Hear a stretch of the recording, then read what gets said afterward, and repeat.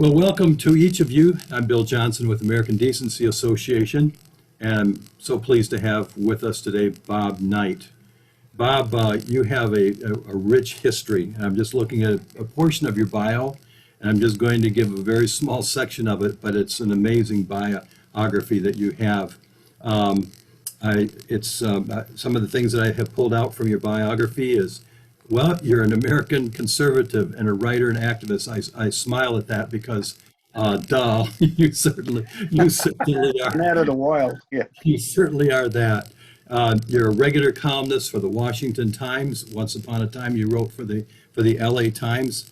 I know that you have once upon a time worked with D. James Kennedy at Coral Ridge Ministries. What an opportunity and Right. time that must have been. You've also worked with the Research Council. You've worked with Concerned Women for America. And have you worked with Heritage too, the Heritage Foundation? That's what brought me east. I was at the Los Angeles Times for 7 years as an editor, news editor, and a writer. I left for a media fellowship at the Hoover Institution at Stanford, and that was a year-long fellowship. And then I got a job as cultural policy studies senior fellow at the Heritage Foundation, and that's what brought us back east from California. My head just spins when I just think about these opportunities that you've been in the service that you have rendered as a result of all of that. Well, But this is Bob, the Lord at work. I yeah, could have been very happy staying at the LA Times, but he made it uncomfortable. He put a woman over me who was basically a Marxist. hmm, I was feeling worse and worse interesting. about being there. I could have just stayed, but he said, take a leap on faith and apply for that media fellowship. So, not knowing I could get back to the LA Times afterward, um, I put out some feelers afterward just for the fun of it, and they had no interest at all in having me back because by then they'd learned I was conservative. Hmm. I was hired and they didn't know what my leanings were. And so I was able to work as an editor because I learned my craft. But I wasn't going to go any higher than a news editor, I knew, because of my Hmm. leanings. They were very liberal out there. That is very interesting, and that was in the '80s, right? Yeah, that was in the 80s. I left for the fellowship in 1990 for Hoover When did you Institute. become a Christian then? 86. In '86, Uh, and so you joined that. You joined them in what year? I joined them in 82. And so how long did it take you to Or 80, actually, 80. How long did it take you to figure out that they had Marxist leanings even in that day? Oh, pretty quickly. At first, I thought they were just liberal, but then I saw evidence around the newsroom that people were uh, openly left wing. One of my fellow editors, or actually one of the reporters, had worked for the New China News Service, which is the Communist Party English language newspaper. And two of the editors had worked for that same institution. So they were working for a communist organ. And the LA Times had no problem with that. And then Hmm. my boss was meeting with Russians, and she was clearly on the far left spectrum.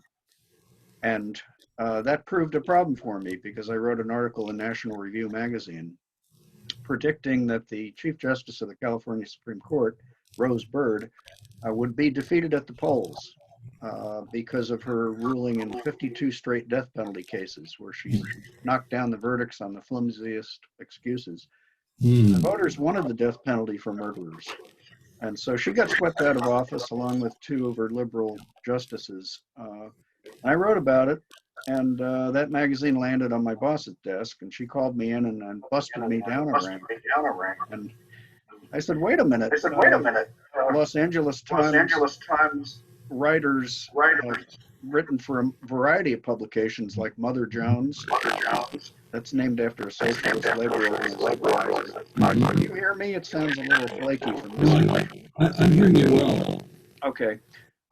And she said, well, that's not a liberal magazine. That's not political. That's a consumer magazine. And I said, what? She goes, yeah, they had an article about exploding Ford Pintos. And I said, well, so what? It's a socialist magazine. Anyway, she made it clear I couldn't argue my way out of it. And I stayed there another 2 years just because the Times was a great place to work. It Hmm. was remunerative. It was prestigious. My family loved living in Southern California, but the Lord got a hold of me and said, I want you to do something else. I want you to take a chance with me.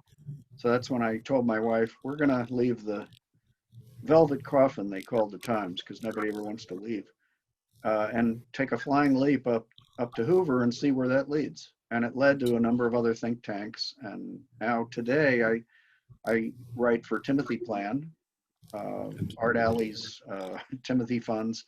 I work for Hmm. Bishop E.W. Jackson for his Stand America, and I write my column for the Washington Times. So the Lord has allowed me to have various outlets. Um, and that's the way it is. If you take a chance with the Lord, He will reward you somehow. May not be with money, uh, but He will make up for whatever you sacrifice on His behalf. I found out that the hard way, but it's also been good. Amen. That's great.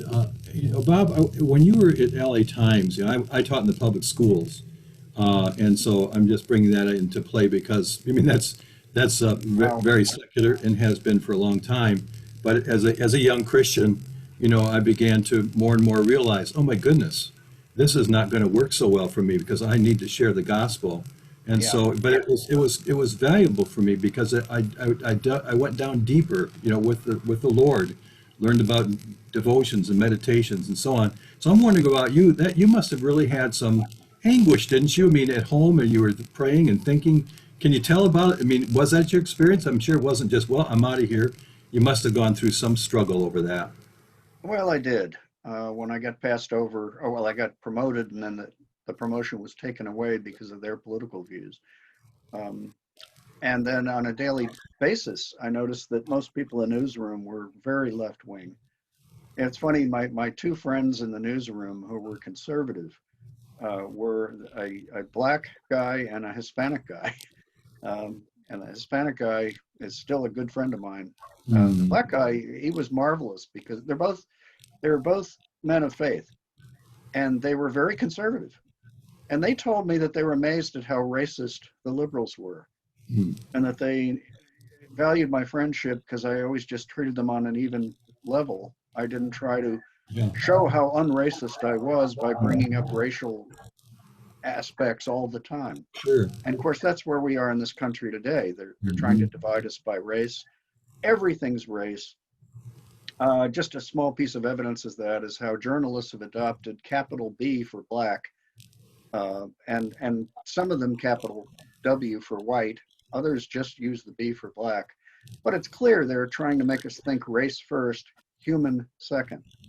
It's a Marxist Hmm. effort at its heart, Hmm. to divide us, keep us in chaos, and ultimately bring down America and replace it with a socialist regime. That's Yeah, how evil it is.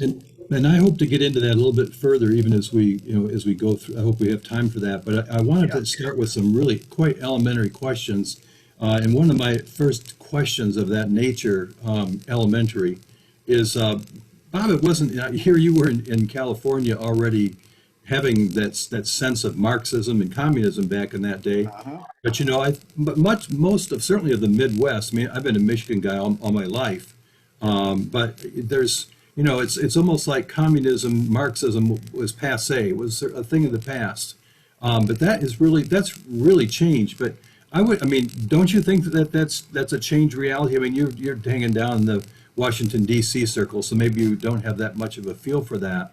But it's only really been in the last year or two, amongst many people, with that, to throw out the word Marxism or communism. You think, oh my goodness, that's craziness. People aren't thinking that anymore. Would you say that that's what you see as well? Yeah, because I think the left has overplayed its hand. Hmm. They've been Marxist for years, Hmm. infiltrating the labor unions. They started that in the mid 90s. They replaced moderate labor leaders like the AFL CIO's Lane Kirkland. They replaced them with hardcore Marxists. The National Education Association, the teachers union, that's Marxist. I mean, you look at their list of policies, and they're way out there. They were to the left of the Democratic Party. Now the Democratic Party is fully aboard the Marxist bandwagon. I think what's changed is that with Black Lives Matter initiating riots in cities all over the country, and with Black Lives Matter being outed as being founded by trained Marxists in their Mhm. very words, Bob, let's that's stop getting there. out there despite the best efforts of the media to Yeah, cover it up. right. And I want to just stop there for a second on that because you'll remember that after the Black Lives Matter started doing their hit jobs in places like Portland and Seattle, that even at Minneapolis at first initially, that Yeah, the popularity of the Black Lives Matter was higher than the president, for example. Not that that's necessarily a big deal, but I mean, it was like in the 60%. And it was like, are you kidding me? I mean, for people like ourselves that were aware of the Black Lives Matter, it was shocking for that period of time. But yeah. so you said they overplayed their hand. Explain that a bit. Well, they used to cover up their Marxist connections and their Marxist philosophy, just saying it was liberalism. You know, we're just compassionate people who want the government to help the needy and that sort of thing. Hmm. The mask is now off because if you look at the connections, and Bernie Sanders has helped illuminate how far left the Democratic Party in particular has gone, because the Democratic Socialists of America are a Marxist group. If you ask one of them, "Are you Marxist?" They say, "No, we're just Democratic Socialists." Well, that was the term Vladimir Lenin used initially before he took over in Soviet Union and created the Soviet Union with the revolution in 1917. It's a great cover uh, for what's truly radical.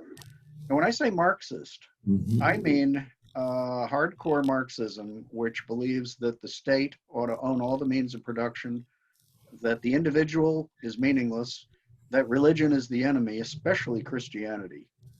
You see this playing out with the hostility toward Christianity in particular. Um, just think of how the Democrats have been behaving in Congress. When President Trump's nominees were vetted, several of them, they were uh, criticized for being Christians. Bernie Sanders raked Russell Vought over the coals because he had written for Wheaton College, I guess, an essay about how the only way to heaven really is through Jesus Christ. He was just repeating Orthodox Christian theology, and yet Sanders condemned it as bigotry and said there was no place in government for people like him. That was stunning.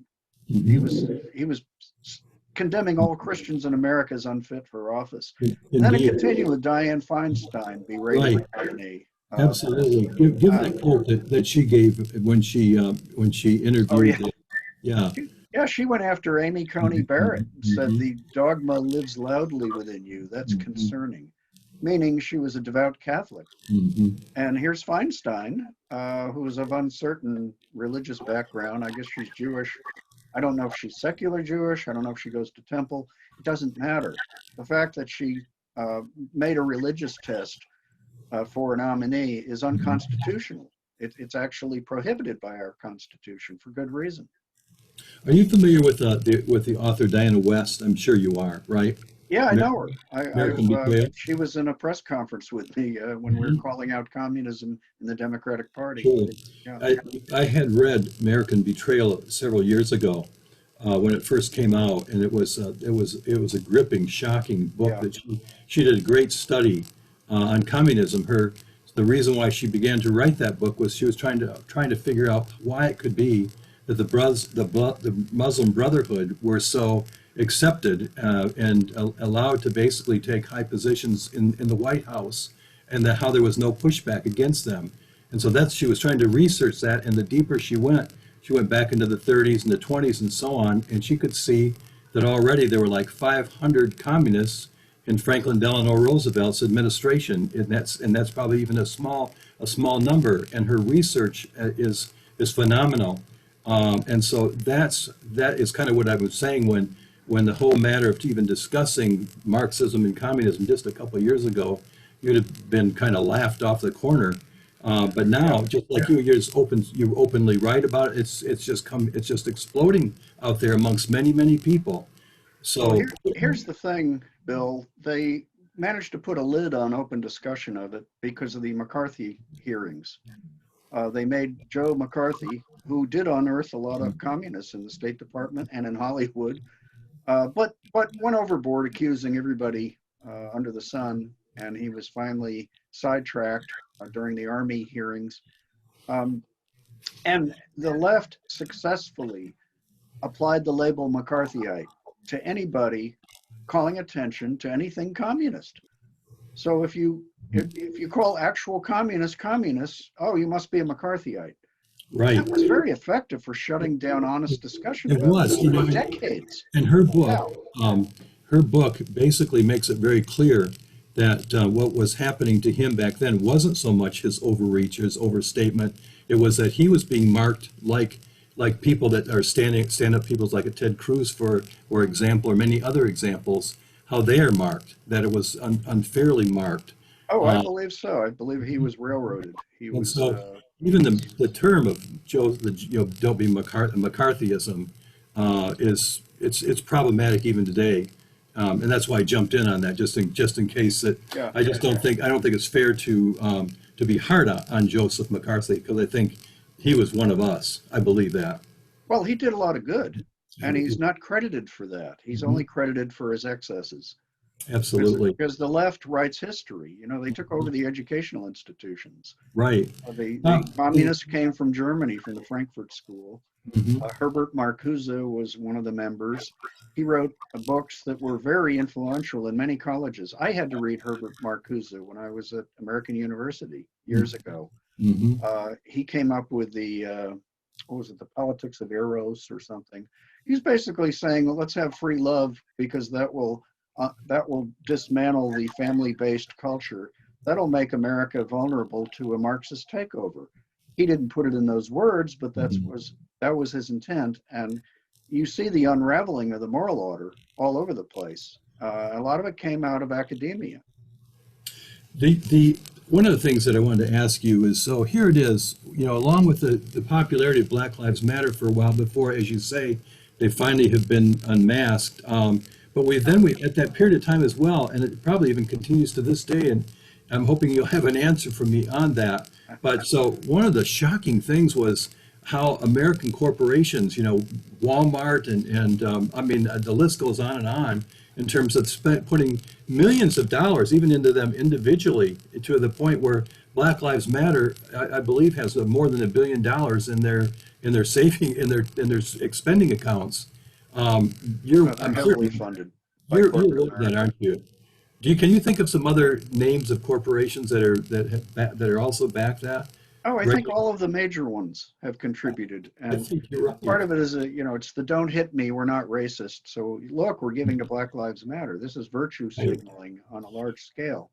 Yes, and you have spoken already about how the influence of communism in our institutions and also in our government, and I'm sure you probably know Trevor Loudon as well. I work with Trevor every week. Do We're you? on a group called Stand Oh, Against Communism. wow, Trevor wonderful. does enormous research, unearthing all the connections. Mm. In fact, in preparation for this interview, I was reading a couple of his articles in the Epoch Times. Oh yeah. By the way, I recommend the Epoch Times heartily. That's Amen. Epoch, EPOCH Mhm. Times. It's published by a group of dissident Chinese who escaped communism. And their mission is to print the news that factually. And because the mainstream media in America are wholly owned subsidiaries of the Democrat Party and what has come to be Marxists at all levels. I mean, it's really that bad. I pick up the Washington Post every day because I have to, because I live in Northern Virginia and I'm a pundit myself, so I have to keep Mhm. up with them. Every day I'm amazed at how far left they are, how anti-Trump they are. I keep track of headlines, and some of them they make me laugh out loud. They're so biased, Mhm. but they are clearly not a newspaper anymore. They sound like a propaganda rag from a mix of the Democrats and the Communist Party. And they are considered one of the two most influential newspapers in the country, along with the New Absolutely, York. you have and to the New read the York. Post and the New York Times, and both of Mhm. them are controlled by Marxists. I'll just say that outright, okay? It's not an Right. epithet; it's a No, distinction. no. I'm Because glad, and I'm glad you I don't mentioned call the. I'm glad you mentioned the Epic Yeah, Times, or Epoch. I know they pronounce it that way. And yeah, I really do, I do encourage people to take your counsel on that. Jan and I yeah. have, we get behind in it, but we love that newspaper. There's nothing like it. There isn't anything like it. Another good resource is the Vote Against Communist Democrats .org or Hmm. .com website. That's the outpouring of this Stand Against Communism group, Hmm. and I'm part of that. And we've been taking out ads in the Washington Times. I'll show you one. They're pretty colorful. You Yeah. can see this up close. Oh, yeah. Yeah, Give that web address, would you please? it's stand vote against communist democrats.com. There's here's the And so latest that, one with Joe Biden. Uh, so oh, how often does that come out? well, these are ads we've been running twice a week and will run twice a week until the election. They're, they're there to educate Americans on how far left the Democrats have gone and where they want to take us. Now, is that primarily a periodical in the Washington area? It's in the Washington Times, which is Mhm. a national newspaper based in Right. Washington. Yeah. But it's one of the most popular websites online. But it Hmm. also is it's in every congressional office. Um, we were hoping the president of the United States would pick up on it, and it appears he has. I think he used the communist word just this past week Hmm. when he was talking about the people who are trying to bring down his administration, and he's exactly right. The one of the things that I think Trevor Loudon has also has mentioned is, and I'm sure you're aware of this as well, but of all the candidates or all the Democrats that were running for president, how many of them have communist Marxist ties? Oh, Trevor wrote a book about it. Uh, White House Reds. All of them have Mhm. communist ties. Some directly to people associated with the Communist Party, others indirectly with the Democratic Socialists of America. And that group works hand in hand with groups like Freedom Road Socialist Organization and Liberation Road, which are Mhm. communist groups that work closely with Communist China. They're all intertwined. Yeah. And we've seen here in Virginia what can happen when one of those groups comes into your state. They flipped the legislature here from Republican to Democrat, and so we have a Democrat governor and two houses of the legislature. Uh, they got help from a university in Beijing to do voter information research. Also, Liberation Road came in and signed up 300,000 new voters, mostly in very liberal neighborhoods, and just flipped the state. And they've been working hard in Florida, Pennsylvania, the key battleground states that will decide this election. People ought to know that the Mhm. communists really want Joe Biden to win. In fact, Angela Davis, longtime Communist Party member, who ran for president on the Communist Party USA ticket years ago and was involved in terrorism with Weather Underground, has endorsed Joe Biden. Well, why, we shouldn't be surprised. The communists want Absolutely. Joe Biden. What does that tell you? Right, right. Now, Bob, you sort of touched on this at the beginning, but my question here is sort of almost, I wouldn't say backtracking. We've been throwing out the word Marxism and Maoism and communism. How would you, what would you say to simplify what is coming our way if we are not able to stop the movement of the Democratic Communist Party at this time? What do you think that our country will look like a year from now? Oh, it's beyond scary, Bill. In fact, I wrote a book about it, the coming communist wave. Whoops. What would happen if the left captures all three branches of government? Mm. They would ram through the Green New Deal, which to me is a form of takings. If you're familiar with that legal term, say somebody owns a piece of property on a lake, and then the Hmm. government comes in and says, "Well, you can own the property, but you're not going to build a thing on it, not even a deck or a dock." They've just taken the value of your property. The Green New Deal does that on a massive scale. It basically destroys our energy infrastructure. It would wreck our economy. And and all the Democratic candidates have endorsed it in one form or another. They would continue to punish people who are dissidents. In fact, this should concern those of us who speak out on these issues. Mhm. Uh, this whole idea of race and homophobia being disqualifying viewpoints for having a job, for even being on social media. Uh, the left is now totalitarian in action as well as theory, and they're trying to shut down dissent. I can't imagine if they get all three branches of government how efficient they'd be at doing that. If you think it's bad now, can you imagine a president, Kamala Harris? Because she would quickly become president with Joe Biden ailing like he is. If you vote for Biden, you're voting for Kamala Harris for president. She's a hardcore Marxist. She has a Marxist background from the Bay Area. She had backing from outright Marxists who have been talking revolution for years. The American people don't know this because the media aren't telling them that. Other things that would happen, all the pro-life victories we've had on restricting abortions, such as requiring abortionists to have access to a hospital and admitting privileges, things like that, not taking a minor across state lines for an abortion, all these would fall. Abortion would be wide open right up to the moment of birth. Uh, and even after birth, as Governor Northam of my state, Virginia, mentioned on a radio program in an unguarded moment. He was asked about what if a baby's born and has complications. And he is a doctor himself, and he said, well, it would be a discussion between the doctor and the mother about what to do. In other words, you could kill the baby. They're for infanticide at this Yeah, point. and so Bob, you really, in a sense, I'm asking you, like, what will America look like in another year or so? You have seen immense, scary changes in Virginia. Just in Virginia. How has that affected the life of the citizens there? Oh, Uh, directly, directly. Our taxes are going up 7 different ways. The legislature rammed that through. The legislature criminalized reparative therapy for people who want to leave homosexuality. I mean, this is such an egregious uh, breach of individual client wishes and just freedom and parental wishes that I've never seen anything like that. I don't know how a lot of states have done it. And it's basically they reframe reparative therapy as conversion therapy, which sounds scary.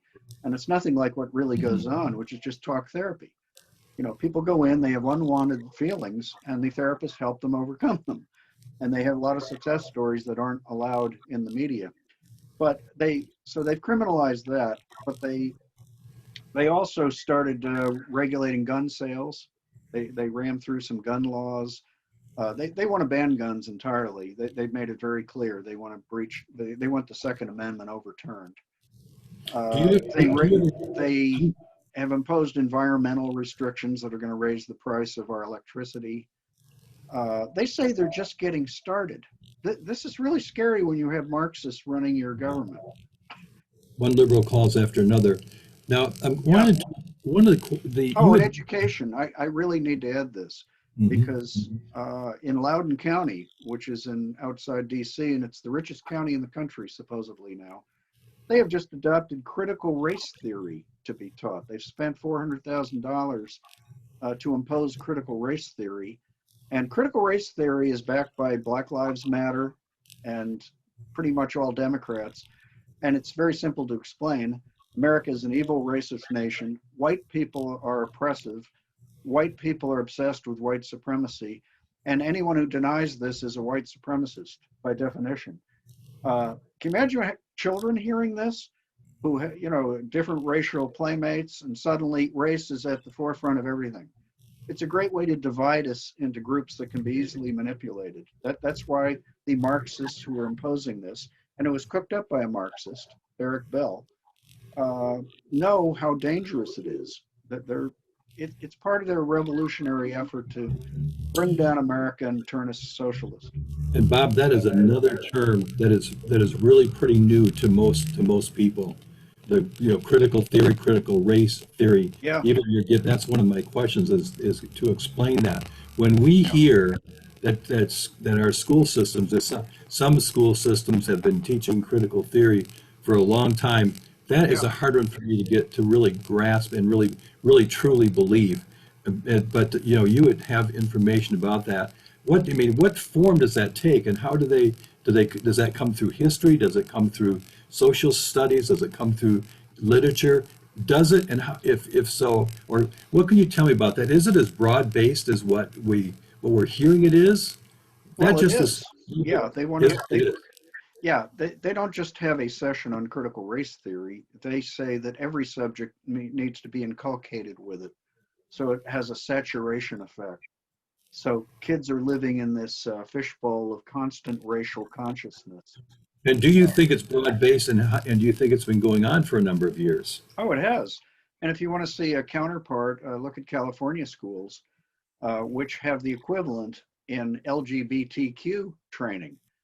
They say that no subject is safe from that. They want to do it in math class, geography, history, you name it. They say it has to be everywhere so people absorb their viewpoint, which is that there are no moral Hmm. restrictions on sexuality at all. I mean, it's very scary. They're programming these kids to snitch on each other if they actually speak out and voice traditional values.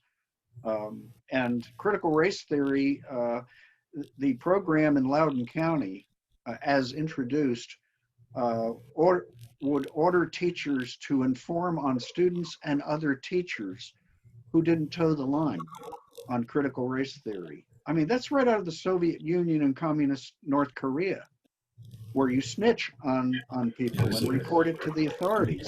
Do you ever have thoughts about leaving Virginia? Because I mean, Virginia is one of the leading states that are pushing that way. I know there's people leaving New York City and in Yeah, California as well. Is that happening in Virginia? You've got a very scary governor, well, we do, and legislature. right? Um, and no, I'm not thinking of leaving Virginia at the moment. I'd rather stay and fight. Virginia was a Republican state not long ago. Hmm. And I happen to think that even with the influx of government employees and people who work for industries that are dependent on government that have flooded Northern Virginia and then turned the state blue in their parlance, um, are not the only folks in Northern Virginia. I mean, there are a lot. I look out there and I see Biden signs all over the place. And people don't dare put up Trump signs because they know they'll be defaced or stolen immediately because the left is so intolerant. Uh, Same with the polls. I don't think people should be discouraged and say, oh, it looks like Biden and the Democrats are going to win. No, I don't think these polls are accurate. I think there's a tsunami building of support for Republicans and President Trump. And a lot of people who back the president are afraid to say so in these polls. I have a number of people who say they've been called and they just hang up. They say because we may enter a period of repression and outright totalitarian tactics, I'm not going to reveal my views to anybody. There's a paranoia out there now because the And left is so intolerant. with the strength of that strong movement and the intolerance, how do people? Is there a pushback of some sort in Virginia? I do know of one, and that is there seems to be a mobilization by way of a group to basically push back against gun control. It seems like there's some Oh pretty yeah. strong leadership in that regard. But what can you do, for example? What can an individual like you do to try to regain the loss that you see in Virginia? Well, anything that a citizen can do to aid his particular political party is what I can do. I can be a poll watcher. I can Mhm. volunteer at the polls. I can talk about the issues with my friends and neighbors and people at church. Um, I can urge my pastor to speak out on these issues. Luckily, I have one who will Mhm. do that, which is Mhm. why we're at that church and why we left another church because they tried to remain neutral in all these culture war issues. You can write for the Washington Times and work with Trevor Loudon. So That's true. you do I it, can do do that it, too. do what's I'll in tell your. you what, there was a pushback in Loudoun County by the teachers because Mhm. in fact, they've delayed the whole critical race theory thing.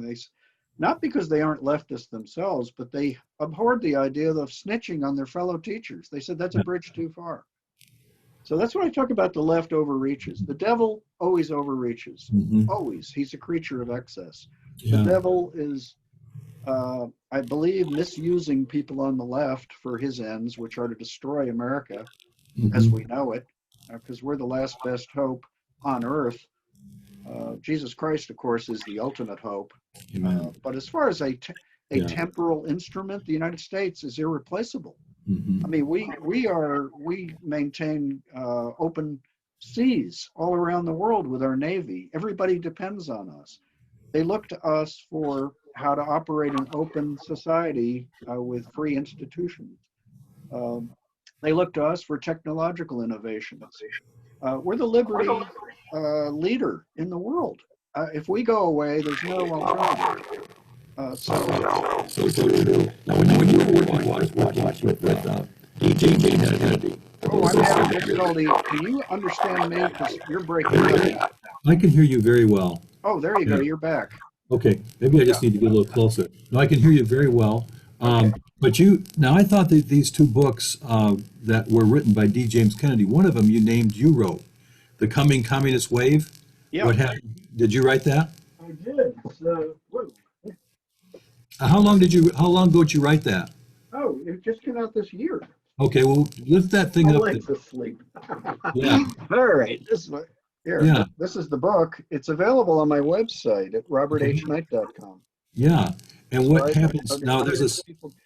And here's and another one. This is Liberty on the Liberty Brink. on the Brink, Okay, and this is so when how you're the when you're leftist plans to steal your vote, and what that means. They're all very succinct because I'm a journalist. I get okay, right to the point. I can't right. stand lots of verbiage in a book.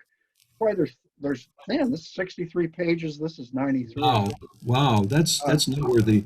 You're yeah. columnists, Bob. Let me say a word for those. They are succinct, and they're. I remember you from the AFA days. I met with you in Tupelo once upon a time. You came in Oh when yeah, that's yeah, right. that's a Yeah. long time ago. You were in there one time, and but you've always been you're succinct in your commentaries in the Washington Times. I commend those articles to on a weekly basis. I usually see them on Monday morning is when they come out. Yeah, Um, I have an e-list because the columns are published on Sunday night, every Sunday night. mhm. Then they're in the print edition on Monday morning. And meanwhile, I've copied the link or I copied the whole article and sent it out to a list of more than 1,000 people. In fact, if anybody wants to get on the list, it's free. It's once a week. I don't spam people. Just go to robertknight4 at gmail.com. They're That's cutting edge and they're numeral timely. four. They're always timely and cutting edge. Well, Bob, thank you. I want to Oh, I want to make sure that we cover some recent things as well. Are you familiar with Kevin Freeman, Economic Warfare? I, it rings a bell, but I can't say Right. I'm overly familiar. Anyway, some of the news that he's been bringing out lately, I'm sure you've heard of it as well. But there was this so-called bipartisan group of 100 people that wrote these different game plans or possibilities, or they Oh, practiced. right. The Democrats after the election. Exactly. Yeah. And so they're already, thinking and what will happen if Biden wins by just a little? What happens if Hmm. Trump? There's only one scenario that includes Trump winning, but they're making it very clear that even if he does win, that as Kamala Harris said, we're not going to stop. That she's talking about the rioting and the so on and so forth. Yes. You've read that, and I'm sure you're giving consideration to that. Try to explain in your succinct way what I'm talking about here, Well, and I think Hillary Clinton. Yeah, Hillary Clinton summed it up when she counseled Joe Biden, don't concede under any circumstances. In other words, even if you lose the election, don't Mhm, concede. Of mhm, course, Hillary never conceded because her people have been at war with the Trump administration since before he was elected. And by the way, the good news is that's coming out now. The mhm. Yeah. investigation is coming to fruition, and now they've uncovered solid evidence, smoking gun evidence that the Hillary Clinton campaign concocted the Russian collusion hoax. Uh, and not only paying for the dossier, but cooking Right. up the whole concept. And then the CIA misled the FBI. And then the FBI misled the FISA court to get warrants to spy on Trump's and, campaign and all in the that 60s. complicated stuff, but in recent days, you would be aware of this as well. Donald Trump did an interview with what's her name, Maria Oh, Bartiromo. Bartolo, yeah, right, from Fox. Right, and Fox in the morning or something. But Right. she was interviewing Trump, and he made it clear he was disappointed in Mike Pompeo as Secretary of State and with Bill Barr because the hammer hadn't come down. And Yeah, so then later she interviewed Mike Pompeo, and Mike Pompeo said, that they were the 33,000 emails that they couldn't find from Hillary Clinton. They have been found, and that Trump has basically said come out with them, and he has said they're coming out with them before the election. You've heard that, I'm sure. I have. And part of it's in response to the slowness of this investigation. It's frustrated a lot of us. We Hmm. knew there was hard core corruption in the Obama administration, and the politicization of our security agencies and so forth. I mean, these are pretty much high crimes and misdemeanors, and I think they go all the way to the top. And the I can understand Trump's frustration, but I think he should have declassified a lot of it even earlier. He kept Hmm. waiting, and they kept dragging their feet. Hmm. And their excuse has been, well, we want to cross all the T's and dot all the I's so we get this right. Well, yeah, but it could be. How long is it going to take you? It's been 4 years since this happened. Come on. Also, John Durham, who's been the federal investigator, has just announced that he's not going to release any indictments or any more really solid information until after the election. Why would he do that? I don't understand that. And Yeah. I think Trump was justified in being angry at that. Hmm. It's Hmm. like, what are you trying to do? This Right. has to be exposed. You're talking about a coup against the president of the United States. This is a treasonous uh, series of events. Don't the American people Yeah. deserve to know that?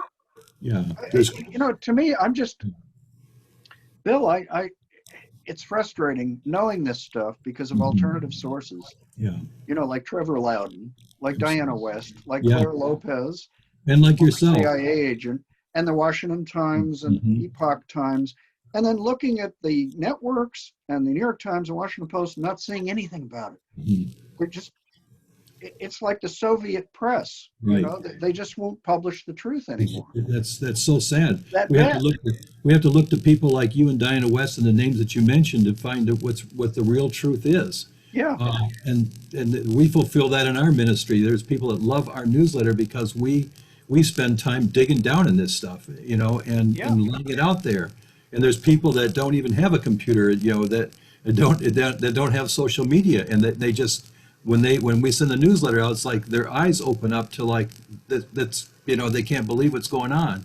Anyway, yeah. so we And all Rush Limbaugh does it too. oh Some of my the talk goodness, show hosts, Rush absolutely, Limbaugh, Mark Levin. yes, oh for sure. You My know, favorite's Chris Plant. I don't know if you get him where I've you heard are. of him, but I haven't listened to maybe he's filled in with somebody sometime or whatever. Yeah, But he's in the morning mhm, in mhm, Eastern time zone, 9 yeah, to 12, actually. He's funny, he's mm, sharp, mhm. and he gives no Yeah, quarter with the left. we'll look him up. I wanted to make sure we spend a little time here talking about the voter, that scenario I was telling you about, Mm, that is more also getting reported, and recognizing the fact that Trump could, when you look at all these rallies and the sizable numbers that are coming out and the enthusiasm for him, and then you see here's Biden with Harris out in Arizona with nobody even showing up. They don't yeah, have the enthusiasm we do. So I mean, everything really points to the fact, not everything, but so many things point to the fact that Trump is going to win. And yet we know yeah, there's the big cities, but there's such vast concern about not only the corruption in the election system, but the strategy behind that core of people that are not going to allow Trump to win. Even if he wins, he's not going to win. They're going to make sure yeah, that they find those. They can't count. Oh, here's some more votes that are coming up 14 days after the election. They found this box over here, and fill us in on that. What is your yeah. take on that? Just briefly, in 5 battleground states, the ones Trump needs and Biden needs to win, The Democrats have moved to extend the counting of ballots by using the courts to do it. Judges appointed by Obama and Clinton. Like in Michigan even. Yes, Michigan, Pennsylvania. In one state, they extended it to 14 days after the election. In another state, they said you don't even need a postmark by November 3rd. If they're unpostmarked, we'll still count them within days after the election. That's a recipe for vote fraud. And I think if you want to see what vote fraud looks like, there are two places to look. One is Minnesota, when Al Franken was elected in 2008, and he challenged Norm Coleman, and Coleman initially won. And then they started finding ballots in car trunks. Then they had these disputed ballots. They kept doing Yeah, recounts, and they had yeah, felons voting in Minneapolis and elsewhere, more than yeah, 1,000. And then they came up with a total of 312 votes for Franken over Coleman and declared him winner.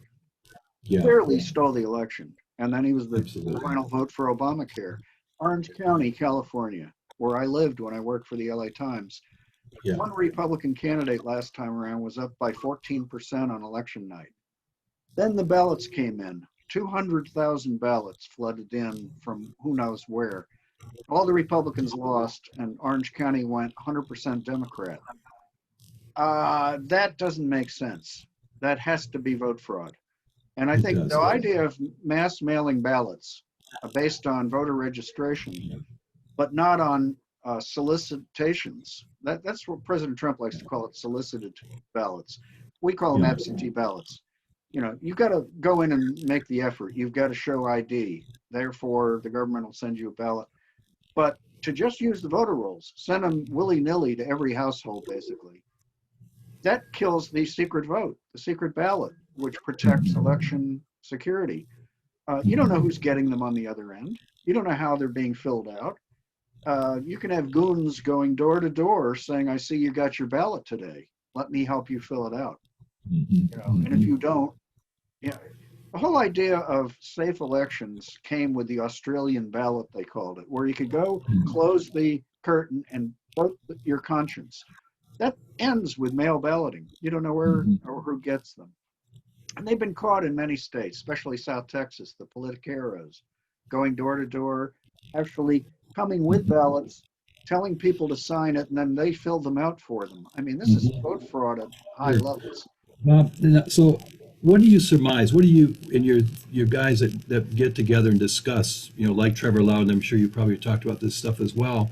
So Mhm. what does the president and this administration do if they come, if and when, and I think it's going to happen, they come to the point where it's very clear that they really have won the election, but they pulled this kind of thing that they did in Minnesota under Ellison, where they Yeah, keep Keith Ellison. yeah, Keith, how do they possibly find justice in that when you've got the media against them, the politicians against them, and be able to prevail? What are your thoughts on that? Well, their strategy right now is their army of Republican lawyers. They know there's going to be vote fraud. They know they're going to have to file challenges. They're ready. But what could save us all from this is a massive Trump victory. If it's real clear he's won, then a lot of this will be moot. That's why people have to turn out. People who have never voted. The stat I saw was that in 2016, 25 million fewer Christians voted than could have, who are eligible. Name that number again, Bob. 25 million. I mean, that would have more than made the difference, of Yeah, course. But hey, one of the couple of the other consequences, if the left takes over, is the ending the electoral college. that's right. They want direct democracy, which our founders abhorred because they knew it could lead to mob rule. Hmm. They want the votes of California and New York to cancel out everybody else's vote. Yes. Hillary Clinton won by 4 million votes in California alone. Her national vote total over Trump was allegedly 2.8 million. So you see why you could stuff ballots in New York and California and not worry about the rest of the country. Yeah. That's a very real fear. They want to pack the Supreme Court. And you notice Kamala Harris and Joe Biden have refused to answer the question whether they plan to pack the Supreme Court if Amy Coney Barrett is seated. That Yes. means they plan to do it. If they won't deny it, they're going to do it. All kinds of consequences could Yeah. emerge if they capture the whole national government. It's scary. Yeah, and then with these few minutes we have remaining, we need to close this up because I know you've got another conference here really shortly. But then we haven't even talked about China and the Muslim Brotherhood. This Uh, president is amazing how he has held up. He is truly a godsend. Comment on any of that if you would. well, we've been in the dark about China for years, and partly because so many people have profited from it, including Joe Biden and his son Mhm, Hunter. mhm, Hunter has huge contracts with Chinese communist affiliated companies. Media don't care. Same with the Ukraine. They went after Trump for a phone call. Meanwhile, Hunter Biden was up to his ears in Ukrainian corruption. But China is doing everything possible to bring down America. They're rattling their sword in the South China Sea. They're spying on us. I mean, in huge ways. When they send these Chinese students over, they're all told to spy and to provide information. The president closed the Houston consulate at in Texas because it was a hotbed of spying. And Houston, according to Gordon Chang, who's an expert on China, mhm. who we heard from today on Bishop Jackson's national conference Yeah. call, uh, the videos that communist China sent to Black Lives Matter and Antifa instructing them how to riot went through Mhm. Houston. Oh So my God. he said, this isn't just an act of sabotage, this is an act of war, instructing people on how to be violent and try to Mhm. overthrow the government here. Um, Chinese are trying to manipulate currency. They're committing uh, corporate spying on a huge level, stealing our technology. You know, when a company goes for the cheap labor in China, they usually have to agree that they'll turn over their technology to the Chinese authorities. And then the Chinese say, thank you very much, and then produce their own version. This has Mhm. happened over and over. It's got to stop. And President Trump is the first president to come along and say, this has got to stop. Yeah. Also, they manufacture most of our pharmaceuticals. This Yeah. puts us in a very vulnerable position, especially when they're unleashing things like the coronavirus. You know, they got two biological warfare labs in Wuhan, China, that are geared toward making viruses more deadly. Mhm. Uh, doesn't that ring a bell with anybody when it came out of Wuhan? I mean, and here the Democrats are running around saying, "Oh, Mhm. Trump has mismanaged the." Mhm. In fact, the comic strip Doonesbury, which I Mhm. see in the comics pages of the Washington Post, they portray President Trump with bloody hands now, blaming Mhm. every COVID death on him. Yeah. You know, I guess Trump must be causing them in Europe too, because they're having a real upsurge again, and Mhm. in other parts in Asia. Nothing to do with Trump, but they look the other way and say Yeah. he's the problem. But the Chinese are culpable. I mean, they pulled the wool over the World Health Organization's eyes, Yeah. and even our U.S. experts wouldn't allow them in, and then told them, "Don't worry, it's not a big deal." And then, Dr. Fauci conveyed that to President Trump, Mhm. and but Trump said, "Gee, the cases are Mhm. rising. Let's shut off travel from China." To which Mhm. Joe Biden said, "Well, that's xenophobic and racist." Now he's running around saying President Trump's responsible. He didn't do enough. I hope America sees through this. I Mhm. really do. That's a very good summation. Bob, it's been great having you with us. And I guess one comment that I'd have, and then I'd ask you to close in prayer for us if you would. Okay. What I'd like you to, so if Donald Trump, he has learned so much over these several years. I'm sure the deep state is much deeper than he even surmised. And you can just Yes. find him even becoming more effective, even in terms of the personnel that he's calling out and naming, and just his strong stands. Anyway, any statement in that regard, and then if you'd close in prayer. Yeah, it's very frightening when your national security agencies turn on the American people and try to Mhm. manipulate opinion, spy Mhm. on us. Mhm. In the last administration, we had James Clapper, who was the intelligence chief, flat out deny before Congress that the National Security Agency was spying on Americans' phone calls and emails. Then it came out they were. Yeah. I flat out lied. And this uh, Yeah, John Brennan, head of the CIA, who actually voted in 1980 for the Communist Party candidate, Gus Hall. How could you have a guy who had voted for a communist head the CIA?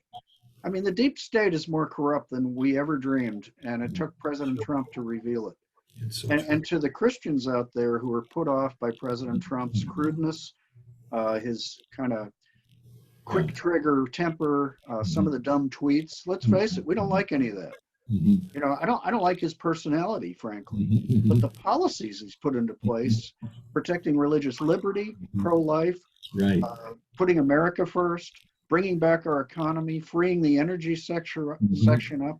That's what I'm voting for. The Yes. policies, not Right. whether I like his personality or not. Mhm. Mhm. So I hope people realize that if they're put off by his personality, get over it. Exactly. I so agree. Yeah. So well said, Bob. Thank you so very much for giving us time with you today. All right, you wanted me to close with a prayer. I'll be brief. Okay. Lord, thank you for this outlet. Thank you for everything Bill Johnson and the American Decency Association are doing. They're part of that Samizdat, Mhm. underground information system for communist countries. Bill's getting out information that's vital, and I hope you support his ministry. Um, well, actually, it hope you support his ministry. We're talking to God here. God's already supporting you, um, and we ask you, Heavenly Father, to keep doing that, to bring more support to Bill, and to get the word out and to spare our country the ravages of socialism. We Mhm. ask for victory in November for not only the president, but a conservative Congress that can help him. Mhm. And we ask you for a revival in our country. That's the only thing that's going to save us. It won't be politics. Politics can destroy us. It can't save us. But a revival would be the underpinning for a recovery of America. And of course, add to your kingdom, which is what we're all about anyway. So, Lord, we ask you to make us more effective in reaching out to people, to evangelizing, and to getting out the word that America needs to remain free so we can help evangelize the whole world. If America goes down, I hate to think what would happen, but you know all of this, Lord. You know what's coming. You have our best interests at heart. And we thank you for all you've given us. You've blessed us with an amazing country, and we ask you to help us save it. In Jesus' name, amen. Amen. Thank you so much, Bob. Okay. Thank you, Bill, for having me. God May bless God you. continue to bless your work. Thanks again. Bye, Bob. Okay. How do we dis